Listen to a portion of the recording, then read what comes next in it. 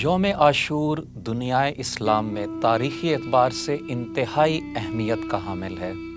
یہ دن نواسۂ رسول حضرت امام حسین رضی اللہ تعالی عنہ کی ابتلاؤں اور آزمائشوں کا دن ہے۔ یہ دن حق کی فتح اور باطل کی شکست کا دن ہے۔ اس دن رحمانی قوتوں کے پیکر حضرت امام حسین نے جبر و تشدد اور ظلم و استبداد کے یزیدی طوفانوں سے ٹکرا کر دین اسلام کے جھنڈے کو اپنے خون کے قطروں سے سربلندی عطا کی۔ ان کی قربانیوں سے اسلام کو زندگی ملی اور قرآن کا تحفظ ہوا۔ معرکہ حق و باطل کرب و بلا میں امام عالی مقام کا پیغام یہی ہے کہ ظلم کے آگے سر نہ جھکایا جائے۔